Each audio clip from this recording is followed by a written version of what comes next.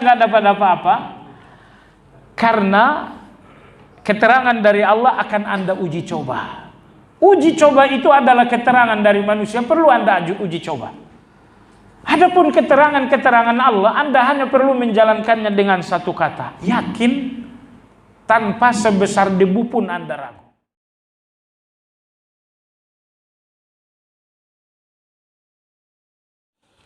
Baik, Imam Ibnu Jarir rahimahullah mengatakan al-batin artinya Allah Subhanahu wa taala Maha dekat. Dekat sehingga Allah tidak terbatasi dengan apapun dengan manusia. Allah dekat dalam arti kata semua sifatnya dekat dengan manusia. Ilmunya dekat, kekuasaannya dekat, pandangannya dekat, pendengarannya dekat, pertolongannya dekat, ijabahnya dalam doa-doa Anda dekat. Ini penafsiran al-batin yang pertama. Penafsiran al-batin yang kedua datang dari Imam Az-Zajjaj. Beliau mengatakan al-alimu bibitanati syai'. Al-batin maha batin, artinya Allah maha mengetahui segala yang ada di dalam batin. Dalam batin Anda banyak cerita tersembunyi. Dalam pikiran Anda banyak persoalan dirahasiakan. Saya tidak tahu, orang lain pun tidak tahu. Tapi Allah al-batin artinya maha mengetahui yang sedang membatin dalam pikiran Anda, maha mengetahui semua yang membatin dalam hati Anda. Ini berarti jamaah sekalian, rahasia hanya antara saya dengan Anda. Adapun antara Anda dengan Allah Azza wa Jalla, maka nggak ada rahasia itu sama sekali. Pikiran Anda rahasia yang nggak saya tahu, tapi bagi Allah itu bukan rahasia. Hati Anda, apa yang terselip di dalam itu tertutup bagi saya, tapi terbuka bagi Allah Azza wa Jalla. Karena Allah Azza wa Jalla adalah al-batin, yang berarti maha mengetahui semua yang berada di dalam batin. Ini penafsiran al-batin yang kedua. Penafsiran al-batin yang ketiga datang dari Imam Abu Sulaiman Al-Khattabi rahimahullahu ta'ala. Beliau berkata, al-muhtajibu an absaril khalq.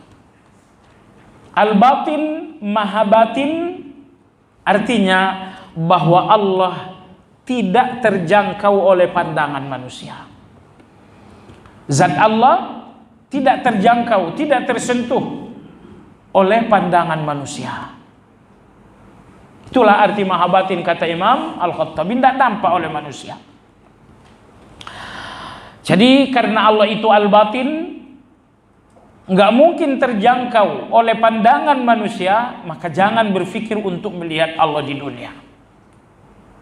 Nabi Musa alaihi salam setelah beberapa kali berbicara dengan Allah,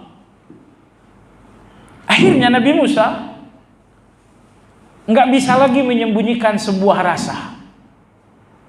Akhirnya dia sampaikan kepada Allah, Rabbi, arini anzur ilaik. Ya Allah, perlihatkan dirimu, aku ingin melihatmu. Tentu Nabi Musa tidak menyampaikan ini saat pertama kali berbicara dengan Allah, atau saat kedua kali berbicara dengan Allah. Tapi intinya Nabi Musa nggak bisa menahan perasaan itu. Akhirnya dia ungkapkan juga, Rabbi arini anzur ilaik. Ya Allah, perlihatkan dirimu, aku ingin melihatmu. Allah Subhanahu wa ta'ala berfirman, qala lan tarani. Wahai Musa, engkau tidak mampu melihat aku. Bukan karena aku tidak bisa dilihat, tapi karena kemampuanmu belum diberikan untuk bisa melihat aku. Hanya saja Allah tidak mau mematahkan harapan Nabi Musa. Maka Allah berfirman, walakin unzur ilal jabal fa in istaqarra makanahu fasawfa tarani. Namun begitu wahai Musa, perhatikan gunung di sampingmu. Kalau gunung itu tidak mengalami perubahan apa-apa, berarti engkau bisa melihat aku. Falamma tajalla rabbuhu lil jabali ja'alahu dakka. Begitu Allah menyingkap hijab dan Allah menghijab dirinya dengan cahaya. Nabi SAW bersabda, hijabuhu nur. Allah menghijab dirinya dengan cahaya. Ketika Allah mengangkat hijab Allah yang terdiri dari cahaya itu, kalau hijab perempuan pakaian, iya kan?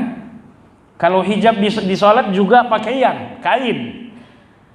Tetapi Allah Azza wa Jalla menghijab dirinya dengan cahaya. Seketika hijab itu diangkat oleh Allah, terperciklah cahaya hijab itu ke gunung di samping Nabi Musa. Apa yang terjadi?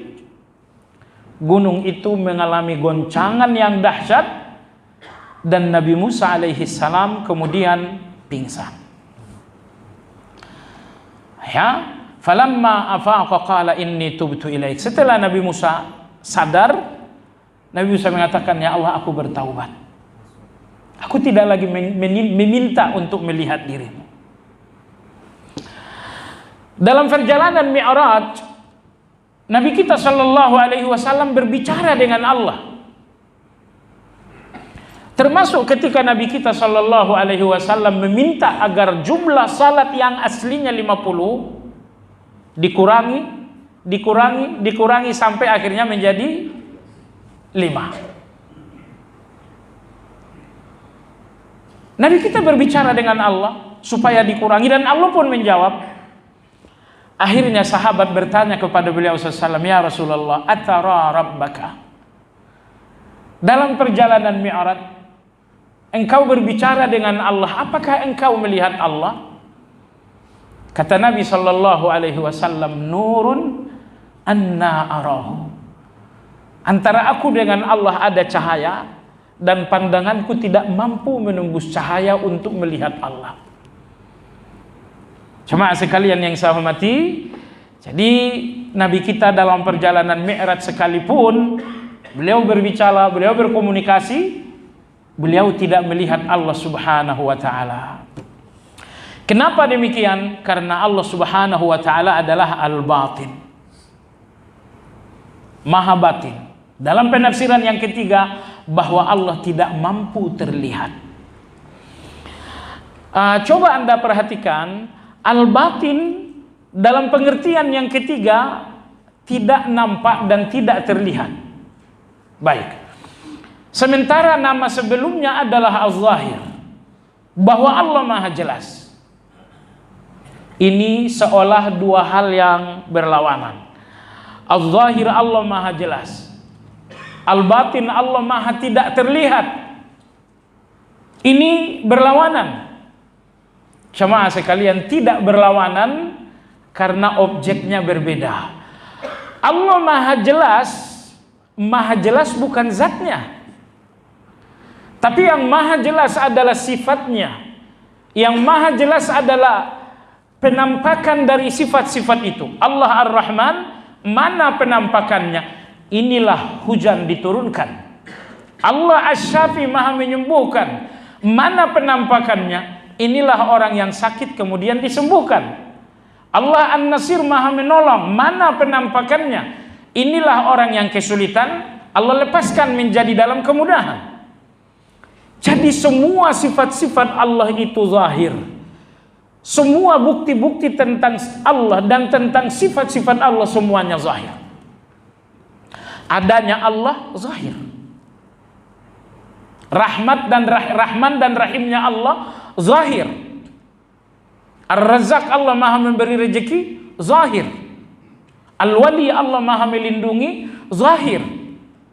Jadi az-zahir maha jelas, hubungannya adalah dengan sifat Allah, hubungannya adalah dengan ciptaan-ciptaan Allah. Nah, adapun al-batin maha tidak terlihat, hubungannya adalah dengan zat. Maka yang al-batin adalah zat Allah, tetapi yang az-zahir adalah sifat-sifat Allah Subhanahu wa ta'ala. Jadi dengan demikian, dua-duanya tidak berlawanan karena masing-masing berhubungan dengan objek yang berbeda. Az-zahir berhubungan dengan sifat dan perbuatan-perbuatan Allah. Adapun al-batin berhubungan dengan zat Allah Subhanahu wa taala. Jemaah sekalian, itulah 3 penafsiran al-batin. Al-batin maha dekat. Yang kedua, al-batin maha mengetahui segala isi batin. Yang ketiga, al-batin maha tidak terlihat. Sekarang mari kita masuki catatan penulis buku kita pada halaman 50. Beliau berkata, dalam Al-Quran nama al-batin hanya tersebut sebanyak 1 kali saja, yaitu ayat ketiga dalam surat Al-Hadid. Allah berfirman, huwal awwalu wal akhiru wal zahiru wal batinu. Dialah yang maha awal dan dialah yang maha akhir. Dialah yang maha zahir, maha tinggi, dan dialah al-batin yang maha dekat. Ini satu-satunya ayat dalam Al-Quran yang menyebutkan al-batin. Baik. Penulis berkata al-batin berarti pada halaman 50, ya, pada halaman 51, ya. Beliau berkata al-batin laisa dunahu syai'. Tidak ada sesuatu pun perantara antara Allah dengan manusia. Antara Allah dengan manusia tidak ada jarak, tidak ada perantara. Itulah al-batin. Maha dekat, di mana tidak ada jarak antara Allah dengan manusia. Jarak antara Allah zatnya bukan. Jarak antara semua sifat Allah dengan manusia. Karena tidak ada yang mengatakan kemahadekatan Allah dengan manusia adalah kemahadekatan zat.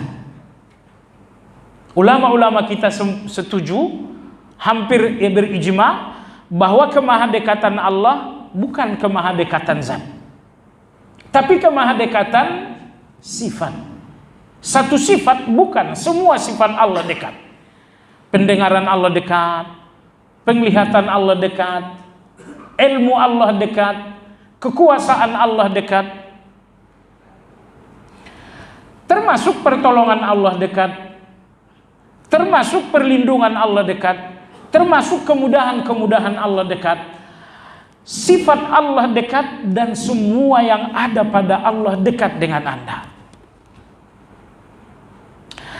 Oleh sebab itu jamaah sekalian, seharusnya Anda tidak lagi melihat antara Anda dengan keinginan Anda hanya Allah, itu saja. Karena kadang-kadang antara kita dengan keinginan selalu ada selain Allah. Ini jauh. Misalnya saya sakit, saya ingin sembuh. Antara saya dengan sembuh, saya melihat obat. Salah. Antara Anda dengan keinginan sembuh ada Allah Subhanahu wa ta'ala. Anda dalam keadaan susah, keinginan Anda adalah kemudahan. Pertanyaan, apa yang menjadi jarak Anda dengan kemudahan itu? Kedermawanan orang kaya, perhatian seorang kawan, artinya Anda melihat Allah itu sangat jauh. Sekiranya Allah itu al-batin, dekat tiada jarak dengan Anda, maka Anda tidak melihat satu pun jarak dengan keinginan Anda kecuali Allah Subhanahu wa ta'ala. Imam Zahabi rahimahullahu ta'ala berkisah tentang seorang tabi'in bernama Hayawiyah bin Shuraih rahimahullahu ta'ala. Suatu hari beliau Hayawiyah rahimahullah berjalan bertemu dengan seorang fakir, lalu beliau bersedekah sebesar 60 dirham. Sekali lagi kisah ini ditulis Imam Zahabi dalam kitab Siyar A'lamin Nubala. Uang 60 dirham diserahkan dalam bentuk sedekah kepada fakir miskin. Saat ia kembali ke rumah, ternyata uang 60 dirham itu kembali ia temukan di bawah bantal. Kembali ia temukan di bawah bantal. Rupanya dia punya keponakan anak dari saudaranya. Sang ponakan tahu peristiwa ini. bahwa beliau sedekah sebesar 60 dirham, dan saat pulang ke rumah ternyata 60 dirham itu kembali ditemukan di bawah bantal. Akhirnya sang ponakan mencoba bersedekah, dia bersedekah entah berapapun jumlahnya, sampai di rumah ternyata tidak ada apa-apa di bawah bantal. Kalau pamannya bersedekah, uang yang disedekahkan 60 dirham balik lagi di bawah bantal. Tapi dia coba sedekah, gak ada yang balik lagi ke bawah bantal. Lalu dia bertanya, wahai pamanku, apa yang berbeda sedekah aku dengan sedekahmu?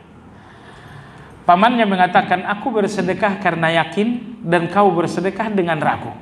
Sedekahmu adalah coba-coba dan sedekahku adalah keyakinan.